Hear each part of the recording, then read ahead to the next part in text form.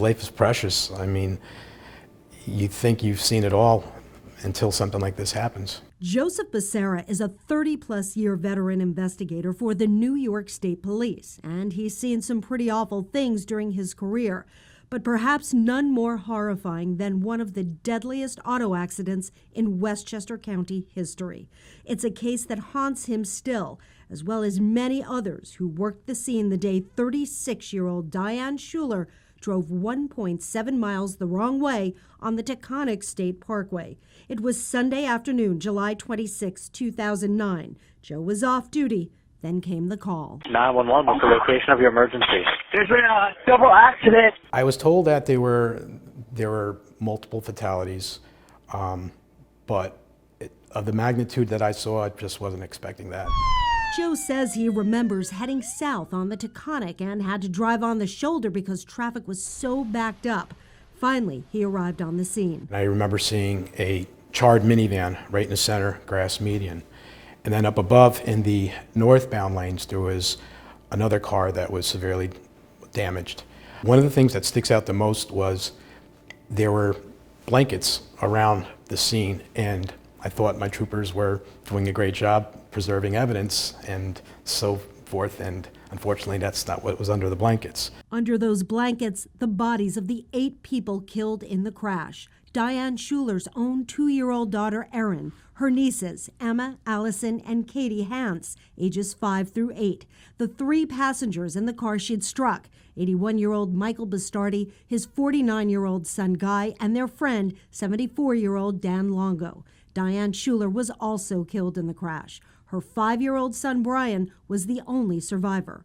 Becerra says it was a difficult scene to work. It's very tough because, we're all human beings, the first responders, the firemen, the state troopers at the scene, and the magnitude of the fatalities involved and the young children, it was just overwhelming. You call it your game face, you put it on. It's not till afterwards that the emotions kind of set in and the realization of what you just saw really settles in.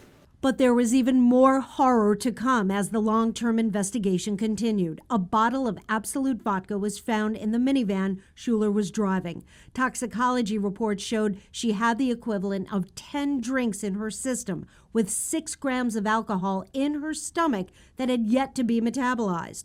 Reports also showed high levels of marijuana that could have been smoked anywhere from an hour to 15 minutes before the crash. I interviewed a number of motorists who came basically face-to-face with Diane Schuler, who were traveling northbound on the Taconic as she was coming southbound at them. And the thing that stuck out the most was these people I interviewed stated that she had both hands on the wheel and almost like she was determined, like she was driving at them. She wasn't swerving like a normal intoxicated driver would be, and that kind of stood out a little bit, that so many people saw the same thing. Honestly, I was shocked.